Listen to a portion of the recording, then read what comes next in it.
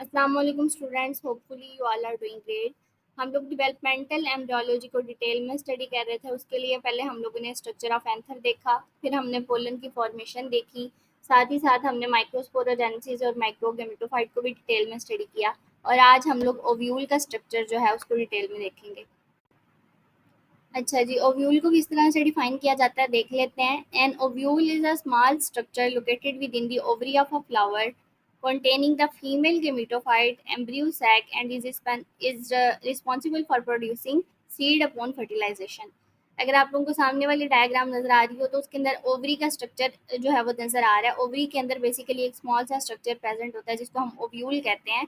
और उस ओव्यूल का क्या काम होता है कि उसने अपने अंदर फीमेल गेमिटोफाइट को राइज करना होता है। जिस तरह हम लोगों ने देखा था कि मेल गेमिटोफाइट के लिए पोलन सैक्स बनी थी हमारे पास, इसी तरह फीमेल गेमिटोफाइट को राइज करने के लिए हमारे पास क्या बनेंगे, एम्ब्रियो सैक्स बनेंगे। और एम्ब्रियो सैक्स का क्या काम होगा कि जब फर्टिलाइजेशन हो जाएगी उसके बाद सीड को प्रोड्यूस करेंगे।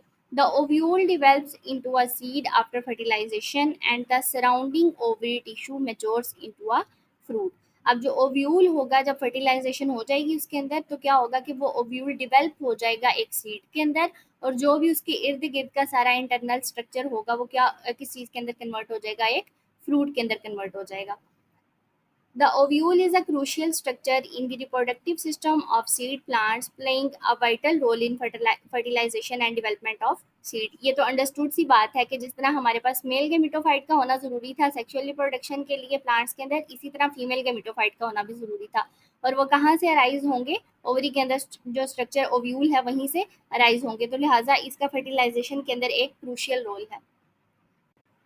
अच्छा जी, ओव्यूल के जो मेन कंपोनेंट्स हैं वो कौन कौन से हैं। इंटेग्यूमेंट है, माइक्रोपाइल है, न्यूसेलस है और एम्ब्रियो सैक है। इसको डिटेल में देख लेते हैं।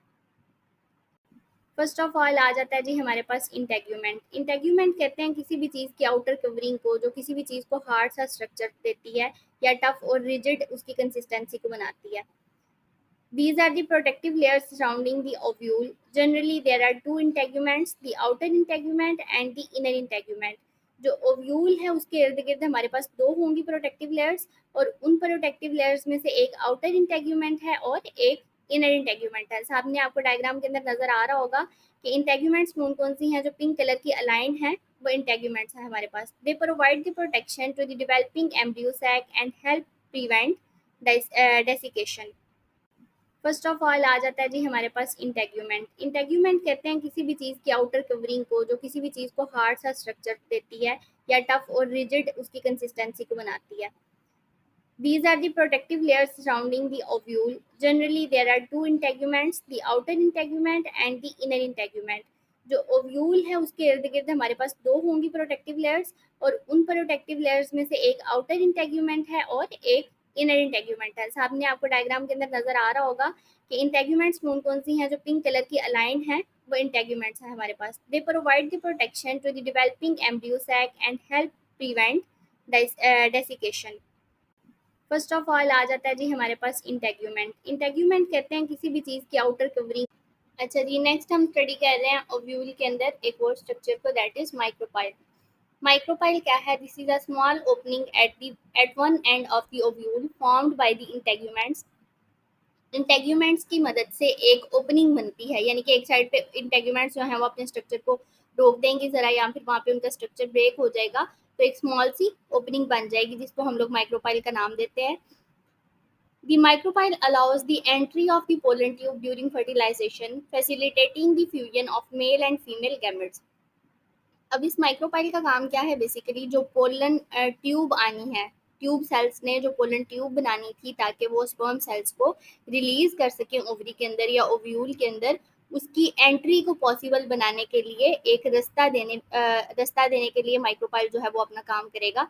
ये क्या करेगा कि उनको आने देगा उसके अंदर, ट्यूब सेल्स को अलाउ करेगा कि वो इसके अंदर से पोलन ट्यूब को गुजरने दें ताकि उसके अंदर से मेल गैमेट्स जो हैं वो रिलीज हों और वो फिर अंदर जाके फीमेल गैमेट्स के साथ फ्यूजन करें ताकि फर्टिलाइजेशन का जो प्रोसेस है वो कंप्लीट हो सके।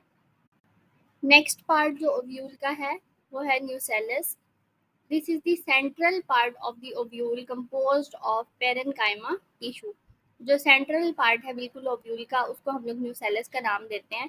पेरेन्काइमा टिश्यूज कौन से होते हैं? ये ऐसे टिश्यूज हैं जो प्लांट्स के अंदर नॉन वुडी स्ट्रक्चर को अराइज करते हैं, जो नॉन वुडी स्ट्रक्चर है उसको बनाने में मदद देते हैं। It is the tissue that nourishes the developing embryo sac. The nucellus contains the megasporangium where meiosis occurs to produce megaspores. अच्छा जी, पहले वाले पॉइंट के अंदर उन्होंने हमें फंक्शन दिया है पेरेन्काइमा टिश्यू का। पेरेन्काइमा टिश्यू यहाँ पे क्या काम कर रहा है कि वो नरिश कर रहा है कि एम्ब्रियो सैक को डेवलप करने में मदद मिल सके। और न्यूसेलस क्या करेगा यहाँ पे कि न्यूसेलस जो है वो मेगास्पोरेंजियम को उसके अंदर जो है मेगास्पोरेंजियम प्रेजेंट होगा, जहाँ पे फर्दर जो है मियोसिस होगी और मियोसिस के बाद मेगास्पोर्स बनेंगे हमारे पास। नेक्स्ट स्ट्रक्चर है जी एम्ब्रियो सैक। एम्ब्रियो सैक आप कह लें कि एक थिन वॉल्ड सी एक सैक लाइक स्ट्रक्चर होगा, थैली की तरह का एक स्ट्रक्चर होगा, जो कि क्या करेगा, फीमेल गेमेटोफाइट को राइज करेगा, यानी कि जो फीमेल जर्म सेल्स हैं वो इसके अंदर प्रोड्यूस होंगे। This is the female gametophyte that develops within the ovule. Typically it contains 8 nuclei arranged in 7 cells including. अच्छा जी, अब इस एम्ब्रियो सैक के अंदर क्या प्रेजेंट होता है? हमारे पास बेसिकली 8 न्यूक्लियाई प्रेजेंट होते हैं और 7 सेल्स प्रेजेंट होते हैं। देख लेते हैं कि किस तरह से वो अरेंज हुए होते हैं इसके अंदर। 1 एग सेल, एक एग सेल है, फीमेल गैमेट है। अगर आप लोगों को ऊपर डायग्राम के अंदर येलो कलर के अंदर जो है वो हमारे पास एग सेल है, जो लेबल भी हुआ हुआ है साथ में। नेक्स्ट आ जाते हैं जी, 2 साइनर्जिड्स एग्जिस्ट इन दी फर्टिलाइजेशन। साइनर्जिड्स क्या करते हैं कि फर्टिलाइजेशन को कैरी आउट करने में हेल्प करते हैं। इसके अंदर 3 antipodal cells play a role in nutrition of embryo. अब हमारे पास यहाँ पे 3 एंटीपोडल सेल्स हैं, एंड पे आपको बिल्कुल नजर आ रहे होंगे कि जो सैक के बिल्कुल एंड पे ग्रीन कलर के अंदर लेवल हुए हैं वो एंटीपोडल सेल्स हैं। इनका क्या काम है कि न्यूट्रिशन प्रोवाइड करते हैं, साथ ही साथ कहा जाता है कि ये सिग्नल्स प्रोवाइड करते हैं कि किस तरह से उसका जो है ना, सॉरी, एम्ब्रियो सैक का जो स्ट्रक्चर है और उसकी जो पोजीशनिंग है वो कहाँ किस तरह से अरेंज होगी, उसके लिए सिग्नल्स प्रोवाइड करते हैं। One central cell with 2 polar nuclei fuses with the sperms to form the triploid endosperm. अब हमारे पास आ जाता है सेंट्रल सेल। सेंट्रल सेल के अंदर बेसिकली यहाँ पे 2 न्यूक्लियाई हैं, 2 पोलर न्यूक्लियाई हैं। दैट्स वाई के 7 सेल्स के अंदर हमारे पास 8 न्यूक्लियाई हैं, क्योंकि ये जो सेंट्रल सेल है इसके अंदर 2 न्यूक्लियाई प्रेजेंट है। अब ये क्या काम करेंगे कि ये वाले जो 2 न्यूक्लियाई हैं, जब स्पर्म के साथ फ्यूजन हो जाएगी तो ट्रिप्लॉइड एंडोस्पर्म बनाएंगे। ट्रिप्लॉइड एंडोस्पर्म कब बनता है? जब हमारे पास फ्यूजन करने के लिए मदर गैमेट भी और फादर गैमेट भी, या फिर आप कह लें कि जो हैं फीमेल गैमेटोफाइट भी और मेल गैमेटोफाइट भी, वो दोनों जब डिप्लॉयड होंगे और जब उनकी फ्यूजन होगी तो फिर हमारे पास जो रिजल्टेंट आता है वो ट्रिप्लॉयड होता है। वो रिजल्टेंट ट्रिप्लॉइड इस तरह से होता है कि उसके अंदर जो गैमेट्स की रेशो है वो 2:1 होती है, यानी कि एक पेरेंट से उसके पास जो आएगी वो गैमेट्स जो हैं वो ज़्यादा होंगे in contrast to other one, यानी कि दूसरे वाले पेरेंट से आने वाले हाफ होंगे और पहले वाले पेरेंट से कंप्लीट आएंगे या फिर 2 आएंगे। इस तरह से जो बनने वाला हमारे पास आप कह लेंगे एक रिजल्टेंट न्यूक्लियाई होता है या फिर एक रिजल्टेंट सेल बनता है, वो ट्रिप्लॉइड होता है। अच्छा जी, नेक्स्ट आ जाती हैं हमारे पास types of ovules on the basis of their structure and orientation. अब जिस लिहाज से एंटीपोडल सेल्स जो हैं उन्होंने इनको दिए होंगे सिग्नल्स अपनी ओरिएंटेशन के लिए या पोजीशन को डिफाइन करने के लिए, उसी लिहाज से इन ओव्यूल्स की कुछ पोजीशंस जो हैं वो डिफाइंड होंगी, जिनकी बेसिस के ऊपर उनके नाम डिफरेंट हैं। फर्स्ट वन आ जाती है हमारे पास orthotropous. Orthotropous the ovule is straight with the micropyle facing away from the funiculus. अच्छा जी, अगर आप लोगों को यहाँ पे इसकी डायग्राम नजर आ रही हो इसकी ऑर्थोट्रोपस की, तो इसका जो स्ट्रक्चर है वो बिल्कुल सिंपल सा ओव्यूल का जो स्ट्रक्चर हमने पढ़ा था वही है, और बिल्कुल स्ट्रेट स्ट्रक्चर है इसका, इसमें कोई भी बेंडिंग मौजूद नहीं है। और जो एंड पे बिल्कुल स्ट्रक्चर के एंड पे आपको लग रहा है कि एक स्टॉक लाइक स्ट्रक्चर शुरू हो रहा है, उसको हम लोग फ्यूनिकल का नाम देते हैं। अब वो कह रहा है कि इस स्ट्रक्चर के अंदर माइक्रोपाइल जो है वो फ्यूनिकल से बिल्कुल आप कह लें कि एक ऑपोजिट एंड के ऊपर प्रेजेंट है। नेक्स्ट आ जाता है हमारे पास एनाट्रोपस। एनाट्रोपस के अंदर क्या है? The ovule is turned 180 degree making it appear curved with the micropyle adjacent to the funiculus. अच्छा जी, इसके अंदर वो कह रहा है कि ओव्यूल जो है वो बिल्कुल 180 डिग्री के ऊपर टर्न हुआ होगा और इस तरह से टर्न हुआ होगा कि माइक्रोपाइल फ्यूनिकुलस के बिल्कुल करीब लग रहा होगा, ऐसे लग रहा होगा कि वो बिल्कुल आपस में है और आपस में करीब करीब है। यहाँ पे भी आपको अगर स्टॉक लाइक स्ट्रक्चर जो है, जो फ्यूनिकल का स्ट्रक्चर है वो नजर आ रहा हो तो वो माइक्रोपाइल के बिल्कुल करीब है। नेक्स्ट है जी हमारे पास कैम्पिलोट्रोपस। कैम्पिलोट्रोपस के अंदर वो कह रहा है the ovule is partially curved resulting in a somewhat bent appearance. इसके अंदर जो है वो कम्प्लीटली बेंड नहीं हुआ होगा, एनाट्रोपस की तरह नहीं हुआ होगा कि इसका जो माइक्रोपाइल है वो बिल्कुल ही जाके लग रहा हो फिनिकल के साथ, लेकिन ये स्लाइटली सा बेंड हुआ होगा जिसकी वजह से इसका कर्व्ड स्ट्रक्चर नजर आएगा। नेक्स्ट है जी hemitropous. The ovule is partially inverted showing the characteristics of both the orthotropous and anatropous forms.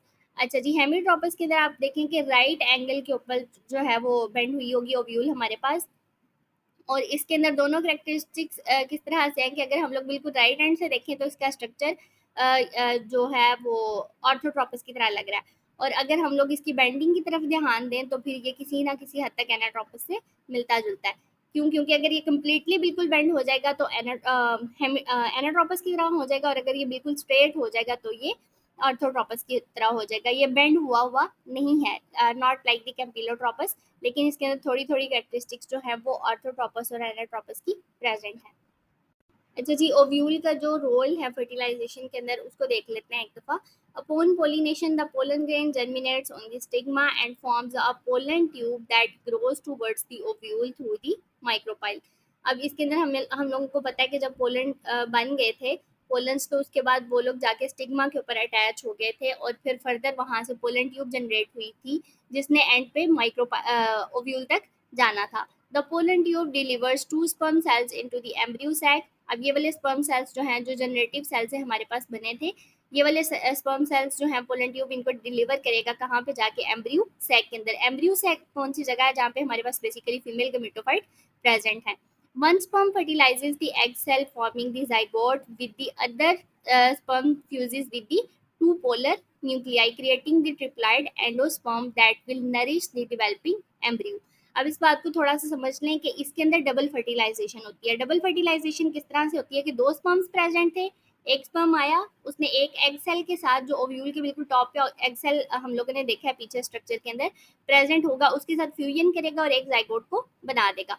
अब दूसरा स्पर्म सेल्स जो है वो नीचे आएगा और वो आके जो सेंट्रल सेल था उसके अंदर जो दो पोलर न्यूक्लियाई प्रेजेंट थे उनके साथ जाके फ्यूजन करेगा और ट्रिप्लॉइड एंडोस्पर्म बनाएगा। ट्रिप्लॉइड एंडोस्पर्म हम लोगों ने देखा है कि किसको कहते हैं, जिसके अंदर हमारे पास 2:1 के साथ गैमेट्स आ रहे होते हैं, यानी कि जिसके अंदर दोनों पेरेंट्स जो हैं वो हमारे पास ट्रिप्लॉइड हो और उनकी फ्यूजन हो, क्योंकि इसके अंदर दोनों पोलर न्यूक्लियाई थे और उनके साथ जो हमारे पास स्पर्म आ रहा है वो भी 2n है, वो भी डिप्लॉइड है। वो भी जब आके इसके साथ करेगा फ्यूजन तो हमारे पास आने वाला रिजल्टेंट सेल जो है वो ट्रिप्लॉइड बनेगा, जिसके अंदर हमारे पास गैमेट्स 2:1 के साथ होंगे that will nourish the developing embryo. और उसका काम क्या होगा कि जो एम्ब्रियो डिवेल्प हो रहा है उसको नरिश करना और किसी भी ना किसी तरह से उसकी जो न्यूट्रिशनल रिक्वायरमेंट्स हैं उनको पूरा करना।